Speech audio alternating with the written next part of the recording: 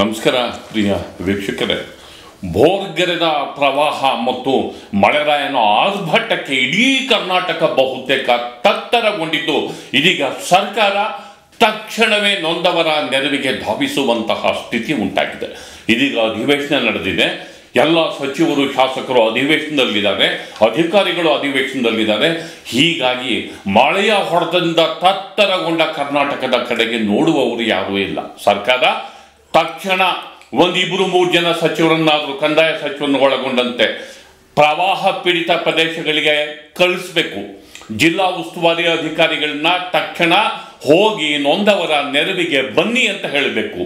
ಜಿಲ್ಲಾಧಿಕಾರಿಗಳಿಗೆ ತಕ್ಷಣವೇ ಹಣವನ್ನು ಬಿಡುಗಡೆ ಮಾಡಿ ಅಲ್ಲಿ ಆ ಪ್ರವಾಹ ಪೀಡಿತ ಪ್ರದೇಶದಲ್ಲಿ ನೊಂದ ಜನರ ಬದುಕಿಗೆ ನೆರವನ್ನು ಕೊಡಿ ಎನ್ನುವ ಕಟ್ಟಾಜ್ಞೆಯನ್ನು, ವಿಡಿಯೋ ಕಾನ್ಫರೆನ್ಸನ್ನು CM ಮಾಡಬೇಕು. ಇಲ್ಲದೆ ಹೋದರೆ ಇಲ್ಲಿ ಅಧಿವೇಶನದಲ್ಲಿ ಕೂತ್ಕೊಂಡು ಬೇಕಾಬಿಟ್ಟಿ ಅವರು ಮೂಗಿನ ನೇರಕ್ಕೆ ಅವರು ಮಾತಾಡ್ಕೊಳ್ಳೋದೊಂದಾಗುತ್ತೆ, ಜನರ ಬದುಕು ಮೂರ ಬಟ್ಟೆ ಆಗುತ್ತೆ. ಹಾಗಾದರೆ ಕರ್ನಾಟಕದಲ್ಲಿ ಎಂಥ ಪರಿಸ್ಥಿತಿ ಇದೆ, ಈ ಬಗ್ಗೆ ಇಂದಿನ ಮಾತು ಮಂಥನ ಸ್ನೇಹಿತರೆ.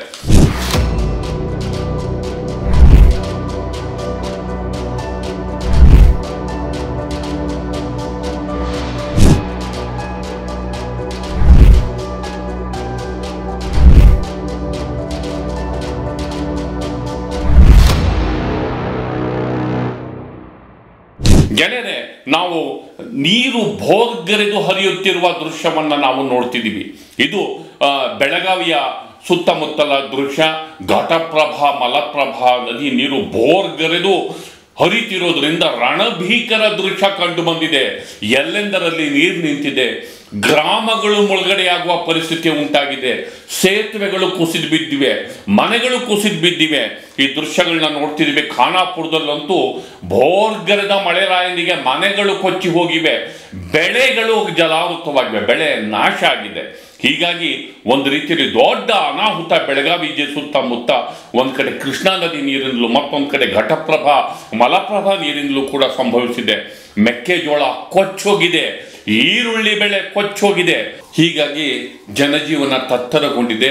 ಎಷ್ಟೋ ಜನ ಮನೆ ಮಠವನ್ನು ಬಿಟ್ಟು ಆಶ್ರಯಕ್ಕೋಸ್ಕರ ಶಾಲೆಗಳನ್ನು ಅಥವಾ ಎತ್ತರದ ಪ್ರದೇಶಗಳನ್ನು ಅವಲಂಬಿಸುವಂತಹ ಪರಿಸ್ಥಿತಿ ಉಂಟಾಗಿದೆ. ಆದ್ದರಿಂದ ಈ ಜನರ ಕಷ್ಟಗಳನ್ನ ನೋಡಿದರೆ ತಕ್ಷಣವೇ ಸರ್ಕಾರ ಗಂಜಿ ಕೇಂದ್ರಗಳನ್ನು ತೆರೆಯುವಂತಹ ಸ್ಥಿತಿ ಉಂಟಾಗಿದೆ. ಗಂಜಿ ಕೇಂದ್ರಗಳನ್ನು ತೆರೀಬೇಕು.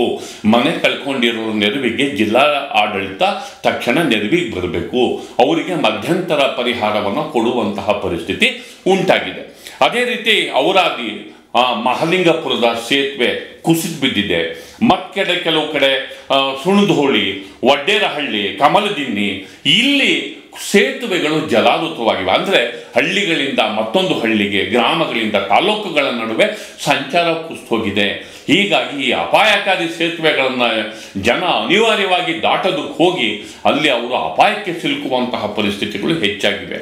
ಈ ಭಾಗದಲ್ಲಿ ತಕ್ಷಣವೇ ಅದು ಸೇನೆಯ ನೆರವು ಅಥವಾ ಜಿಲ್ಲಾಡಳಿತದ ನೆರವಿನಲ್ಲೋ ಒಂದು ಪರ್ಯಾಯವಾದಂತಹ, ಒಂದು ಪ್ರಯಾಣಕ್ಕೆ ಯೋಗ್ಯವಾದಂತಹ, ತುರ್ತು ಸಂದರ್ಭದಲ್ಲಿ ಅಟ್ಲೀಸ್ಟ್ ಒಂದು ಕಡೆಯಿಂದ ಇನ್ನೊಂದು ಕಡೆಗೆ ಹೋಗುವಂತಹ ಅಥವಾ ಅಲ್ಲಿ ಪ್ರವಾಹಕ್ಕೆ ಸಿಲುಕಿದಂಥ ಜನರನ್ನು ಸುರಕ್ಷಿತ ಪ್ರದೇಶಕ್ಕೆ ಕೊಂಡೊಯ್ಯುವಂತಹ ಕೆಲಸವನ್ನು ಸರ್ಕಾರ ಮಾಡಬೇಕಾಗಿದೆ. ಇನ್ನು ಯಾದಗಿರಲ್ಲೂ ಕೂಡ ಒಂದು ರೀತಿಯಲ್ಲಿ ಭೀಕರವಾದಂತಹ ಪರಿಸ್ಥಿತಿ ಉಂಟಾಗಿದೆ. ಅಲ್ಲಿ ಕೊಟಗೇರ ಅನ್ನುವಂತಹ ಊರಲ್ಲಿ ಸೇತುವೆ ಮುಳುಗಡೆಯಾಗಿದೆ. ಅಲ್ಲೂ ಕೂಡ ಸಂಚಾರಕ್ಕೆ ಅಡೆತಡೆಯಾಗಿದೆ. ಜನಜೀವನ ಅಲ್ಲಿ ಒಂದು ರೀತಿಯಲ್ಲಿ ಛಿದ್ರಗೊಂಡಿದೆ. ಜನಜೀವನ ಅಸ್ತವ್ಯಸ್ತವಾಗಿದೆ. ಅಲ್ಲಿ ಸೇತುವೆಗಳ ಮೇಲೆ ನೀರು ಅಪಾಯದ ಮಟ್ಟವನ್ನು ಮೀರಿ ಹರಿತಿರುವ ಹಿನ್ನೆಲೆಯಲ್ಲಿ ಒಂದು ಕಡೆಯಿಂದ ಇನ್ನೊಂದು ಕಡೆಗೆ ಜನ ಸಂಚಾರ ಮಾಡೋದಕ್ಕೆ ಪರದಾಡುವಂತಹ ಪರಿಸ್ಥಿತಿ ಉಂಟಾಗಿದೆ. ಎಲ್ಲಿ ಅಲ್ಲಿ ಆ ಕಡೆಯಿಂದ ಈ ಕಡೆ ಹೋಗುವಂಥ ಸಂದರ್ಭದಲ್ಲಿ ಪ್ರವಾಹದ ರಭಸಕ್ಕೆ ಜನ ಕೊಚ್ಚಿ ಹೋಗ್ಬಿಡ್ತಾರೋ ಅನ್ನುವಂತಹ ಭಯಭೀತ ವಾತಾವರಣ ಯಾದಗಿರಿನಲ್ಲೂ ಉಂಟಾಗಿದೆ. ಇನ್ನು ಮಂಡ್ಯ ಜಿಲ್ಲೆನಲ್ಲೂ ಕೂಡ ಈ ಅನಾಹುತ ತಪ್ಪಿದ್ದಿಲ್ಲ. ಕಾವೇರಿ ನದಿ ಒಂದು ರೀತಿಯಲ್ಲಿ ಭೋರ್ಗರೆದು ಹರಿತಿದ್ದಾಳೆ.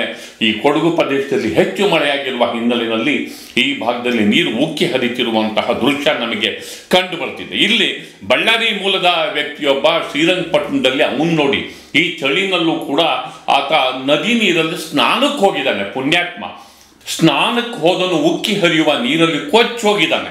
ಆ ಕೊಚ್ಚಿ ಹೋದಂತಹ ವ್ಯಕ್ತಿಯನ್ನ ತಕ್ಷಣವೇ ಆತನಿಗೆ ರಕ್ಷಣೆಯನ್ನ ಮಾಡಿ ಆ ಪ್ರವಾಹದಲ್ಲಿ ಸಿಲುಕಿರೋ ವ್ಯಕ್ತಿಯನ್ನ ಹಿಡಿದು ಆತನಿಗೆ ದಂಡೆ ಮೇಲೆ ತರುವಷ್ಟರಲ್ಲಿ ಅಗ್ನಿಶಾಮಕ ದಳಕ್ಕೆ ಸಾಗಿಸಕ್ಕಾಗಿದೆ.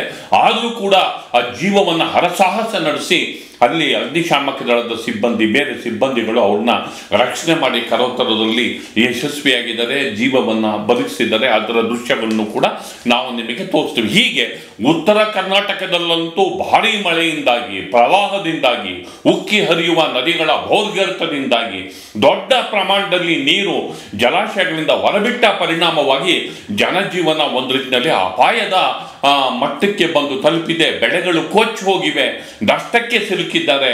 ಹೀಗಾಗಿ ಒಂದು ರೀತಿಯಲ್ಲಿ ಭೀಕರವಾದಂತಹ ಪರಿಸ್ಥಿತಿ ಉಂಟಾಗಿದೆ. ಬಾಗಲಕೋಟೆನಲ್ಲೂ ಕೂಡ ಘಟಪ್ರಭಾ ನದಿ ಒಂದು ರೀತಿಯಲ್ಲಿ ಗರ್ಜಿಸಿ ಹರಿತಿದ್ದಾಳೆ.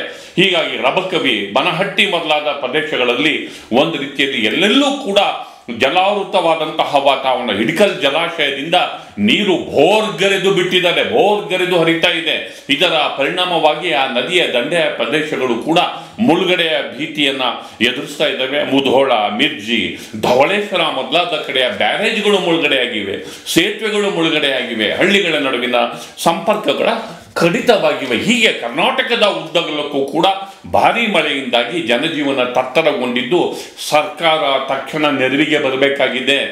ಸರ್ಕಾರ ತತ್ಕ್ಷಣ ಮುಖ್ಯಮಂತ್ರಿಗಳು, ಕಂದಾಯ ಸಚಿವರು, ಜಿಲ್ಲಾಡಳಿತಕ್ಕೆ ತುರ್ತು ಆದೇಶವನ್ನು ಕೊಡಬೇಕು, ಹಣ ಬಿಡುಗಡೆ ಮಾಡಬೇಕು.